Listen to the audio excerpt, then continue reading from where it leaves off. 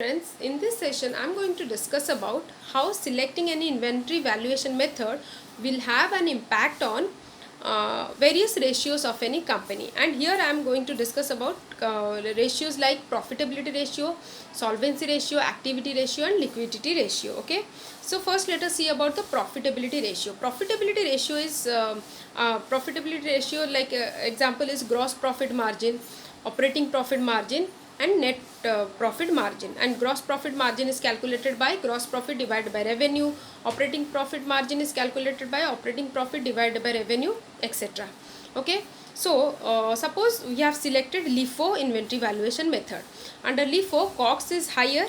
When COGS is higher, then gross profit, operating profit and net profit reduces in value. When these three value reduces in value, then their respective profit margin ratios also reduces in value. So that is about the impact of selecting any like here we selected the LIFO method over the corresponding profitability ratio measure. Now we will see the liquidity ratio. Under LIFO, COGS is higher but the inventory value becomes lower. Okay, when the inventory value becomes lower, then the current assets also becomes lower in value. The most widely used liquidity ratio is the current ratio, which is current assets divided by current liability. When current assets under LIFO becomes lower, then the current ratio also automatically becomes reduced. Okay, now we will see the activity ratio. Here let us see we will consider the activity ratio, inventory turnover. Okay, inventory turnover is COGS divided by average inventory. Okay, under LIFO, COGS is having a higher in value, so the inventory turnover is also higher value. So when the inventory turnover is of higher value, then what happens when we are calculating days of inventory on hand, which is equal to 365 divided by average 365 divided by inventory turnover, which is a higher value, then the inventory days of inventory on hand, that ratio reduces in value.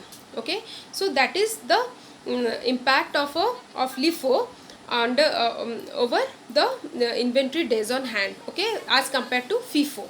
Okay, now we will see the solvency ratio. Under LIFO, inventory lowers in value. Okay, so the total assets also reduces in value, and similarly total shareholders equity also reduces in value, because total shareholders equity is equal to total assets minus total liability. When the total assets and total shareholders equity reduces in value, then the solvency ratio like debt to assets and debt to shareholders equity improves or is higher in value. The ratios are higher in value. So that is the impact of selecting any particular inventory valuation method on the 4 different ratios. Thank you very much.